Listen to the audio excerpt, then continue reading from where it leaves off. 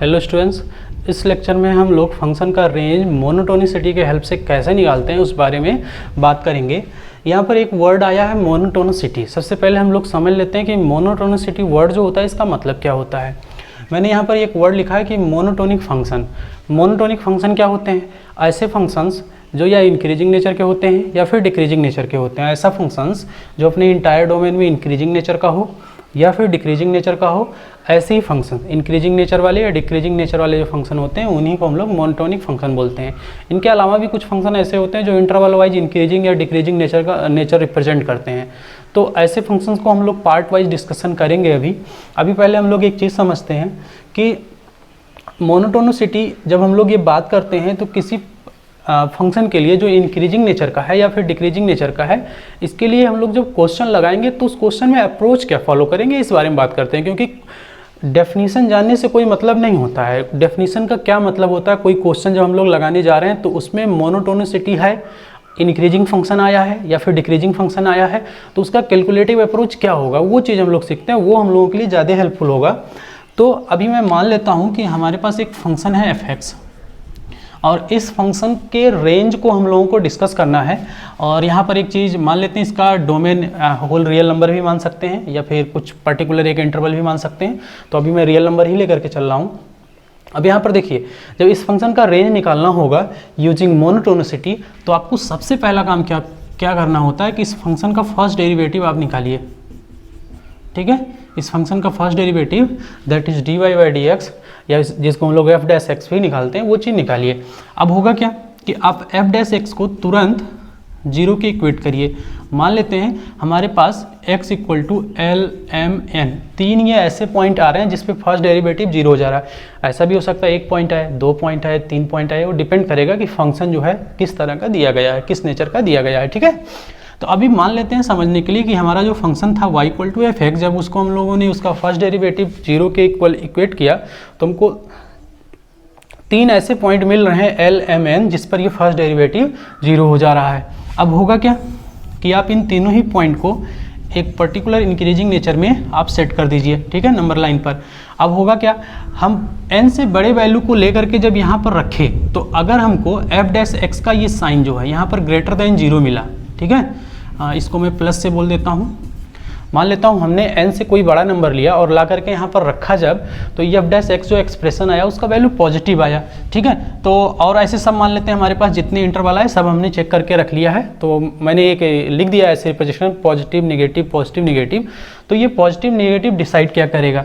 Positive negative ऐसे क्या decide करता है कि अगर किसी पर्टिकुलर इंटरवल में, जैसे अगर हम लोग यहाँ की बात करें तो आप अगर देखिए यहाँ पर कि जब x जो है L से M तक है और फिर या फिर x जो है बड़ा है n से, तो उस केस में फर्स्ट डेरिवेटिव जो इसका आ रहा है वो पॉजिटिव है। तो जब फर्स्ट डेरिवेटिव पॉजिटिव होता है तो ऐसे फंक्शन जो है उस पर्टिकुलर इंटरवल में इंक्रीजिंग नेचर के होते हैं। ठीक है, L से लेकर के M तक फंक्शन इंक्रीजिंग नेचर का होगा, फिर n से बड़े पे जैसे ही जाएंगे फिर अगेन जो है फंक्शन इंक्रीजिंग नेचर का हो जाएगा।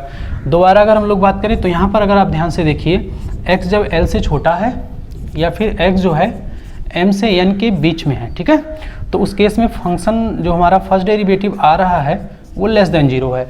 तो जब किसी फंक्शन का फर्स्ट डेरिवेटिव किसी पर्टिकुलर इंटरवल में लेस देन जीरो होता है तो उस इंटरवल में उस फंक्शन का जो नेचर होता है, मतलब जब इसका ग्राफ बनाएंगे तो उस ग्राफ का जो नेचर आएगा वो डिक्रीजिंग नेचर का होगा। तो अगर एक हम लोग यहाँ पर एक रफली ऐसे डायग्राम प्लॉट करें, मान लेते हैं ये x इक्वल टू L वाली लाइन है, ये x इक्वल टू M वाली लाइन है और ये x इक्वल टू N वाली लाइन है। तो इस केस में क्या होगा, इधर आप ध्यान से अगर देखिए नेगेटिव पोर्शन है तो ये इस तरह का आएगा, फिर यहाँ से टर्न होगा, ये ऐसे जाएगा, फिर अगेन टर्न होगा, ये इतना पूरा डिक्रीजिंग नेचर, और फिर ये अगेन टर्न होकर के इंक्रीजिंग नेचर को रिप्रेजेंट करेगा।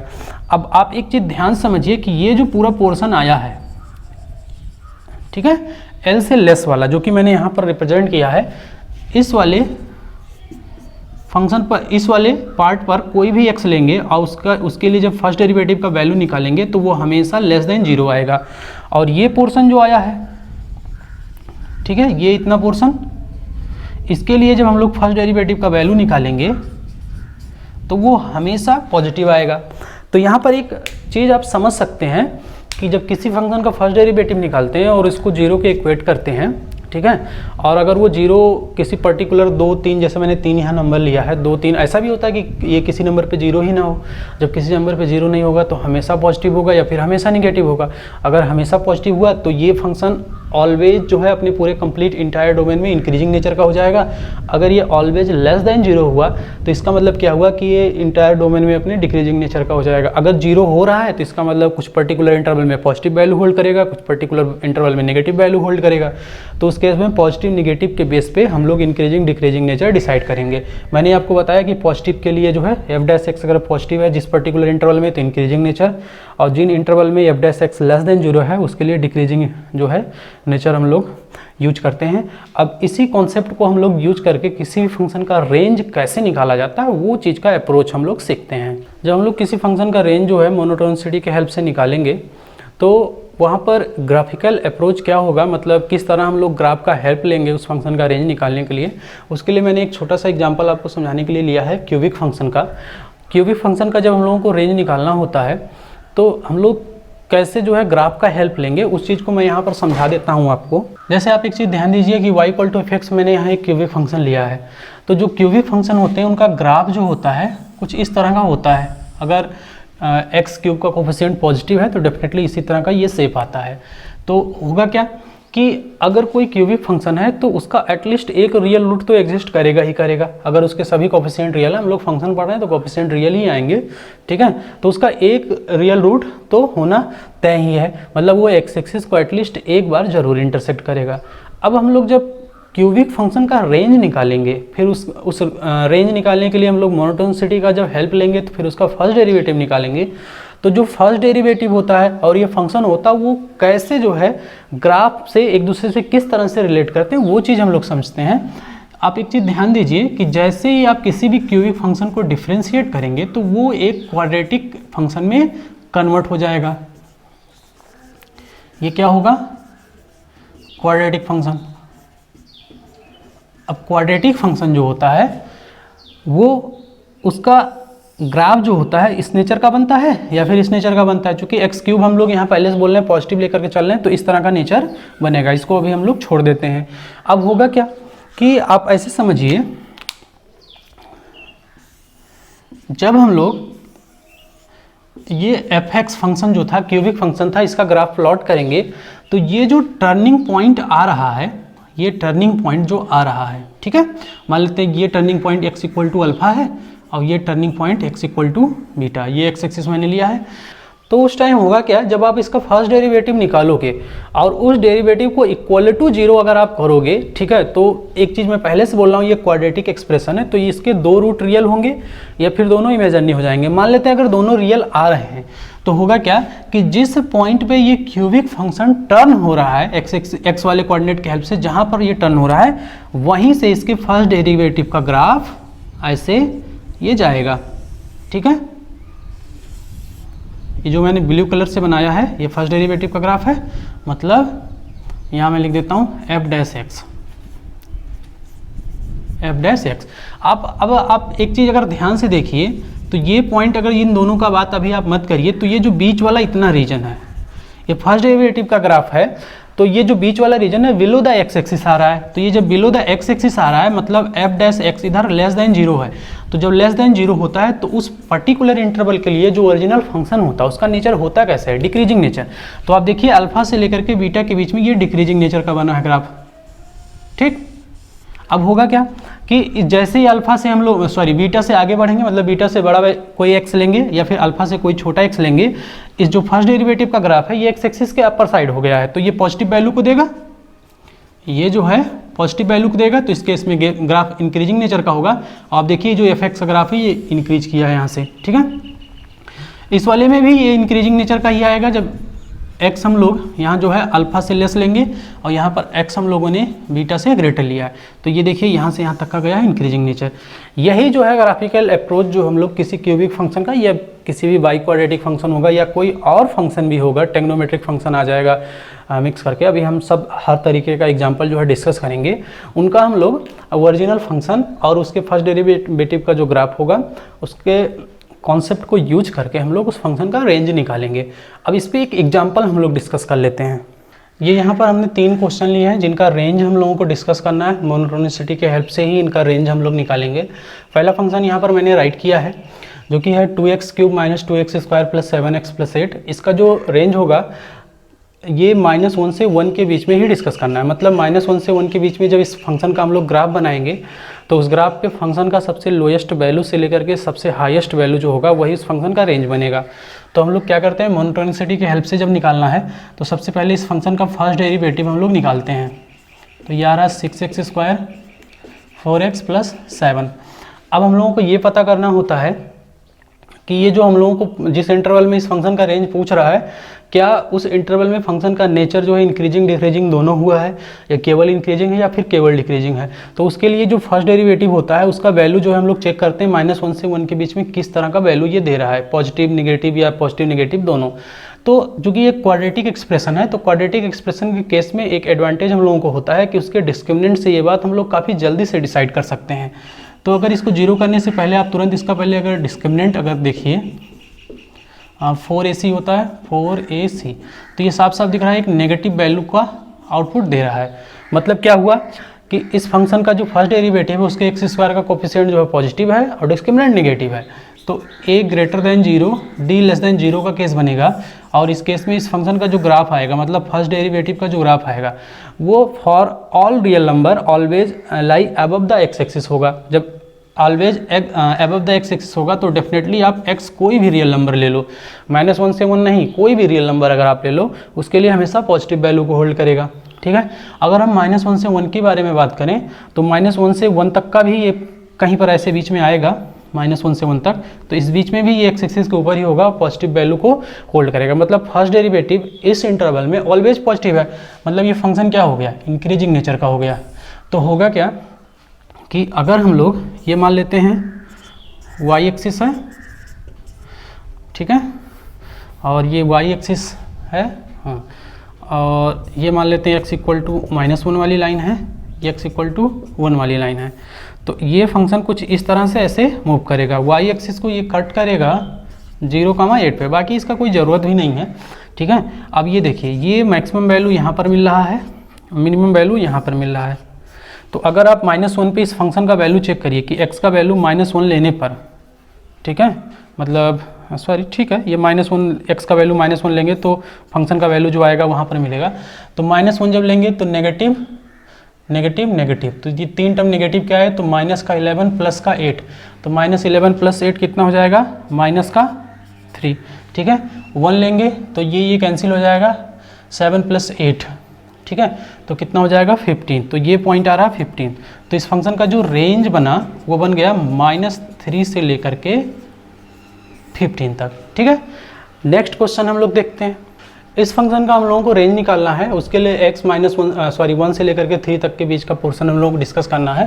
तो फर्स्ट डेरिवेटिव इसका भी निकालते हैं सबसे पहले। तो ये हो जाएगा 3x² - का 14x और प्लस का 15, 15 3 × 45 और 9 और 5 का फैक्टर बन रहा है।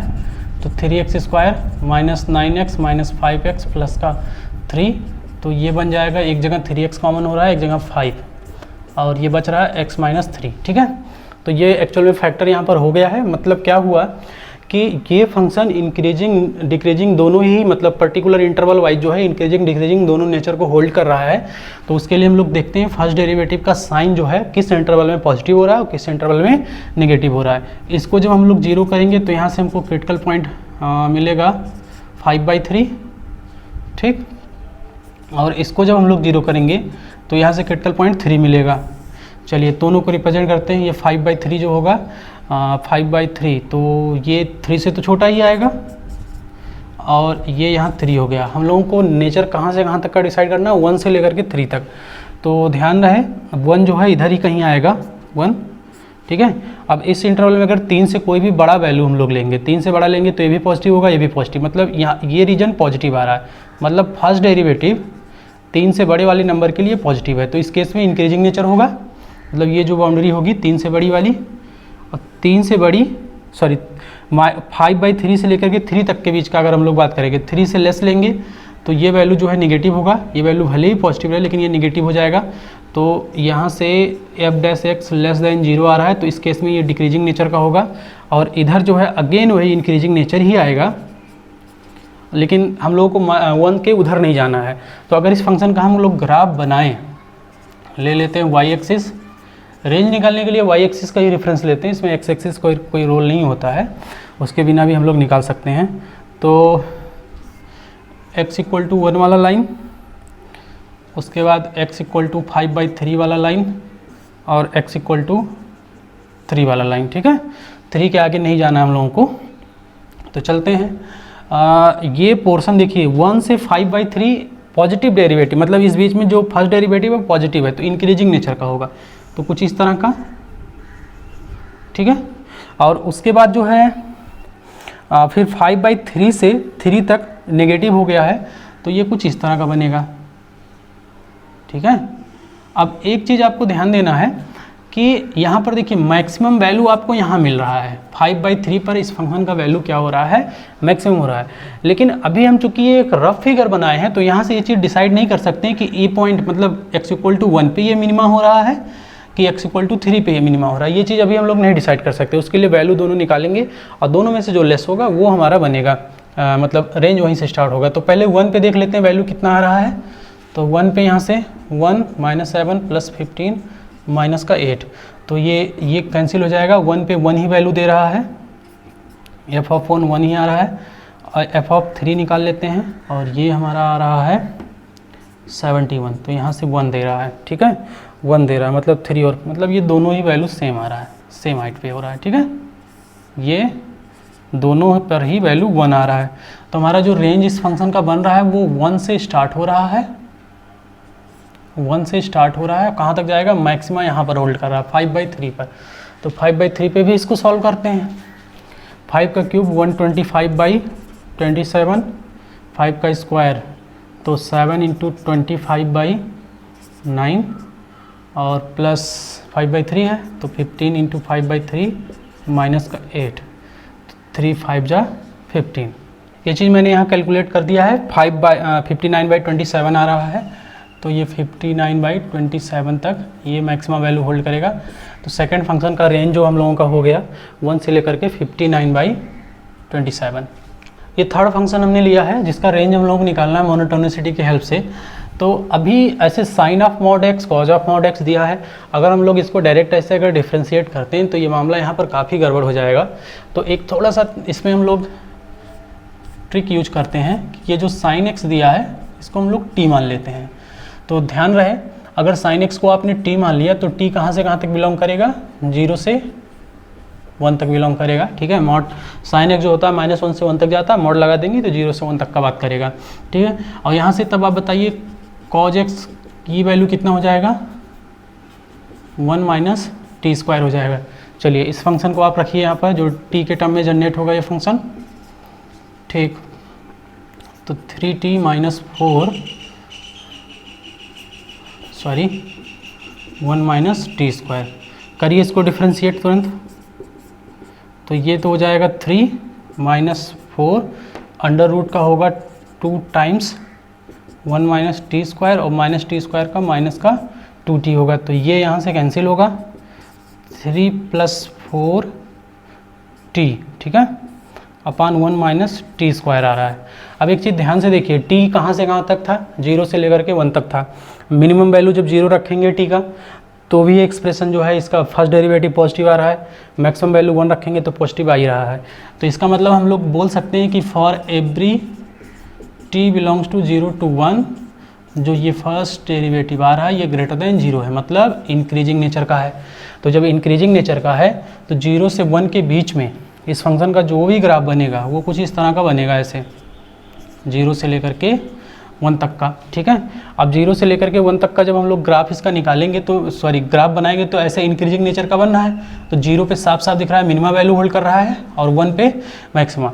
तो 0 पे जो वैल्यू आएगा रेंज हमारा वहाँ से स्टार्ट होगा, 1 पे जो वैल्यू आएगा वहीं पर जा के रेंज खत्म होगा। चलिए रखिए इसमें 0, तो 0 जैसे ही रखेंगे ये खत्म हो जाएगा 0, तो आ जाएगा -4, 1 रखेंगे तो अब की बार ये 0 हो जाएगा, 1 - 1 0 होगा, और ये 3 × 1 3 आएगा।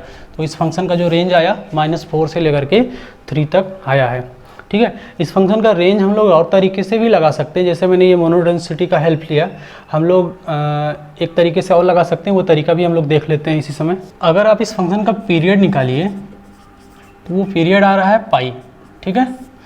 मतलब पाई लेंथ का जो इसका इंटरवल आएगा, मतलब 0 से लेकर के पाई तक, ये जो फर्स्ट इंटरवल होगा इसमें जैसा ग्राफ बनेगा इस फंक्शन का, वैसे बाकी सभी जो है नेक्स्ट पाई लेंथ वाले जितने भी इंटरवल मिलेंगे, जैसे पाई से 2 पाई, 2 पाई से 3 पाई, 3 पाई से 4 पाई, इधर माइनस पाई से 0, सब में सेम ग्राफ ऐसे रिपीट करेगा। तो अगर एक चीज़ हम लोग ध्यान दें कि 0 से लेकर के पाई तक, 0 से लेकर के पाई तक, इस बीच में अगर इस फंक्शन का हम लोग मिनिमम वैल्यू निकाल लें तो वही मिनिमम वैल्यू बाकी के सभी इंटरवल में भी होगा, और अगर इसी इंटरवल में इसका मैक्सिमम वैल्यू निकाल लें तो वही मैक्सिमम वैल्यू बाकी के सभी इंटरवल में भी होगा। तो कुल मिलाकर के इसका रेंज जो हम लोगों को डिस्कस करना है वो इसी इंटरवल में डिस्कस करना है, 0 से लेकर के पाई तक, ठीक।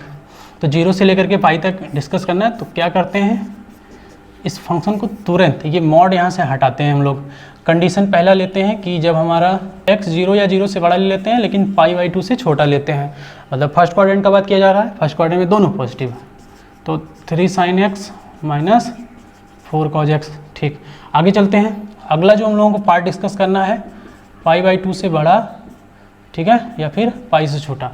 तो सेकंड क्वाड्रेंट का बात हो रहा है, सेकंड क्वाड्रेंट में कौन पॉजिटिव होता है, सेकंड क्वाड्रेंट में केवल साइन पॉजिटिव होगा, कॉज नेगेटिव होगा, तो इसको हम लोग 3 sin x ऐसे ही रखेंगे, और ये हम लोग का होगा माइनस माइनस प्लस हो जाएगा 4 cos x, ठीक है। चलते हैं अब इसका डेरिवेटिव निकालते हैं, फर्स्ट डेरिवेटिव। अब यहाँ पर आप एक चीज़ ध्यान से देखिए कि ये जो फंक्शन है 0 से जब हमारा x 0 से π/2 के बीच में होगा तो ये चीज़ भी पॉजिटिव होगा, ये चीज़ भी पॉजिटिव होगा, तो फाइनली ये इतना पोर्शन आ रहा है पॉजिटिव, ठीक है। π/2 से जब लेस होगा, 0 से π/2 के बीच की बात किया जा रहा है। और जब इस फंक्शन का बात करेंगे इस इंटरवल में, जब हमारा x π/2 से बड़ा हो जाएगा लेकिन पाई से छोटा रहेगा, तो साइन उस केस में होता है पॉजिटिव, ठीक है, और कॉज उस केस में होता है निगेटिव। तो ये ओवरऑल बन रहा है निगेटिव, और ये पॉजिटिव निगेटिव बन के ये भी निगेटिव बन गया, तो ओवरऑल जो एक्सप्रेशन आएगा वो आ जाएगा नेगेटिव साइन का।